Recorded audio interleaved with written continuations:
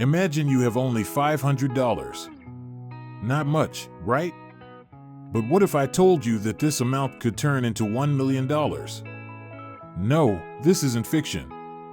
This is a real business, car rental. You've seen people renting cars for travel, work, or even just for the weekend, haven't you? Many don't realize that this business can generate huge profits. But here's the catch, not everyone survives. Mistakes can drain your entire budget right at the start. That's why today, we're going to break down the 5 levels of building a successful car rental business. We'll start with $500 and step by step grow it to $1 million. Ready to level up your business skills? Then let's go. Level 1. Starting with $500. You have only $500, and buying a car isn't even an option. But that's not a problem. At the initial stage, your strategy is to find car owners who are willing to rent out their vehicles but don't want to deal with clients, paperwork, or risks. Essentially, you become the middleman between those who have cars and those who want to rent them. First, you need to find at least one car. It could be a friend who doesn't use their vehicle every day or a private owner who wants to make money but doesn't want to search for clients themselves. You make a deal, agree on a percentage of the profit, and start working. The next step is finding a platform to attract clients. You can use free listings on websites, social media, and marketplaces. The key is to present the car in the most appealing way possible.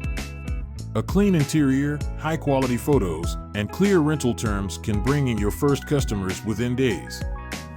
On average, one car can generate between $500 and $1,500 per month, depending on the model's popularity and location.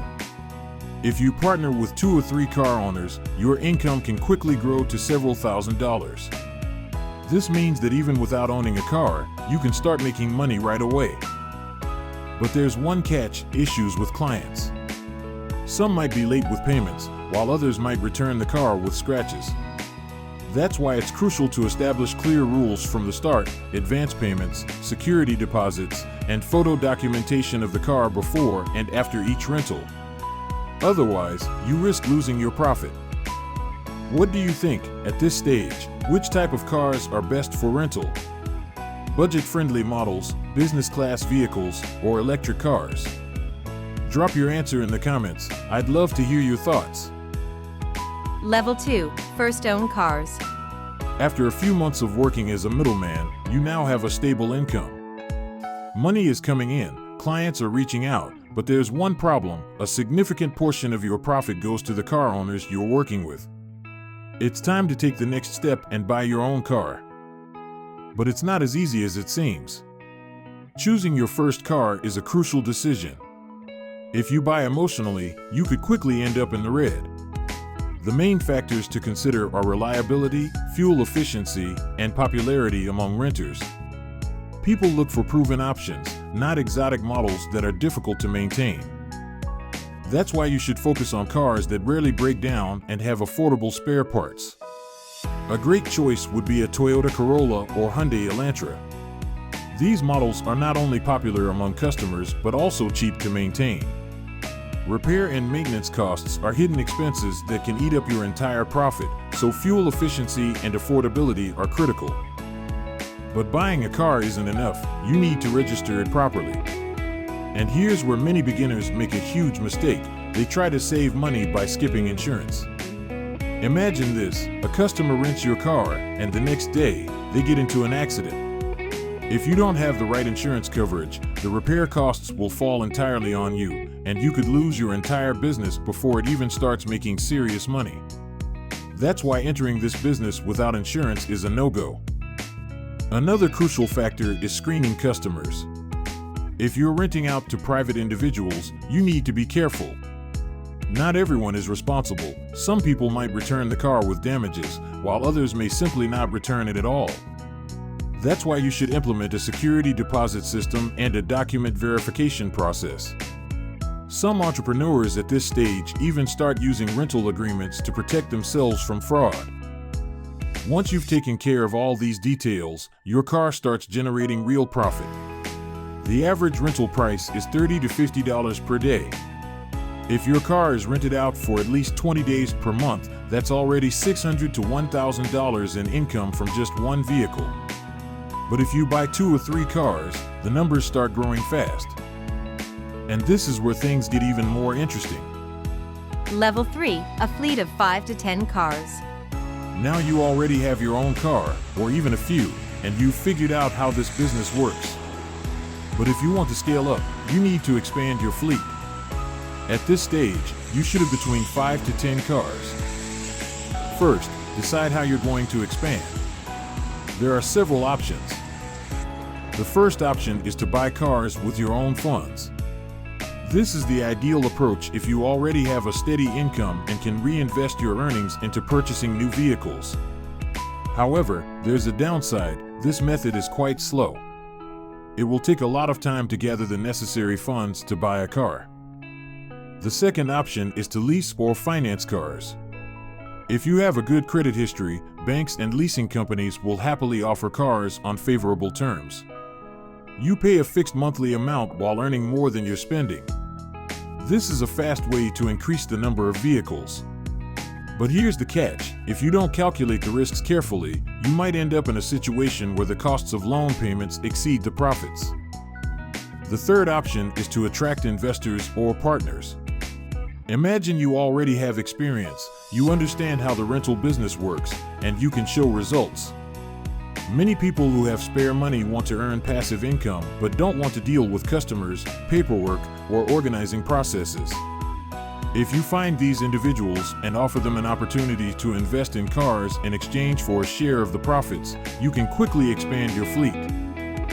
Now, you need to automate all the processes so you don't drown in paperwork. A CRM system will help manage your client database, control bookings, receive online payments, and track finances. Without it, it will be difficult to manage your fleet of cars.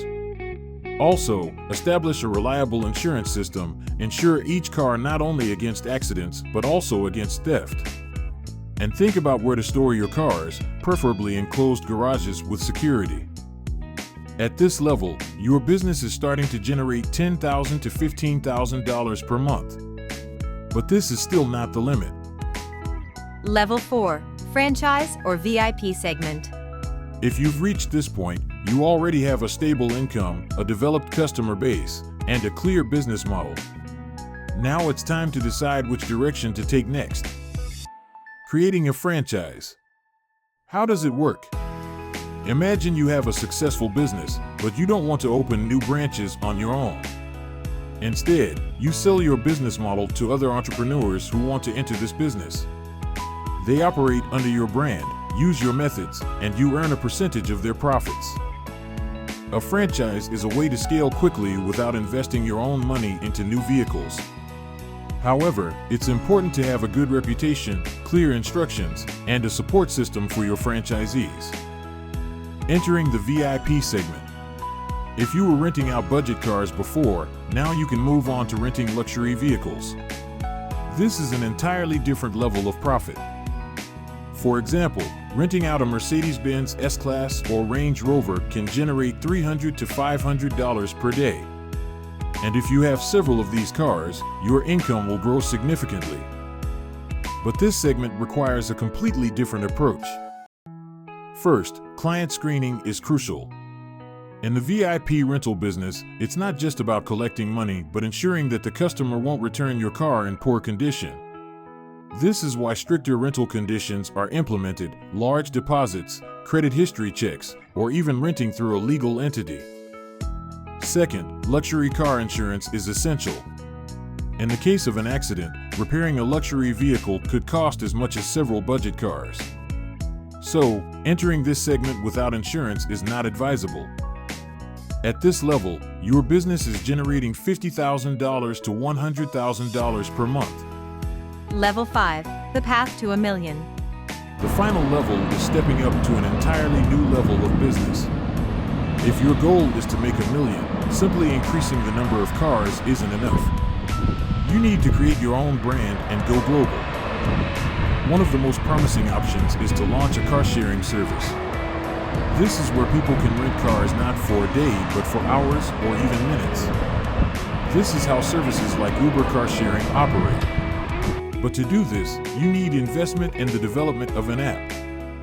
Another option is to offer unique services, such as a car subscription. A person pays a monthly fee and can swap cars every week if they wish. This model works in big cities and allows clients not to buy a car at all. Another way to scale is to expand beyond your country. If you've already developed your business in your city, you can start opening branches in other countries or even launch an international rental service.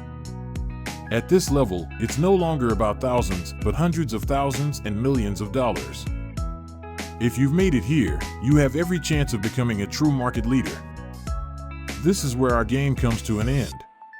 Subscribe to our channel and watch new videos. This was everything about starting a business.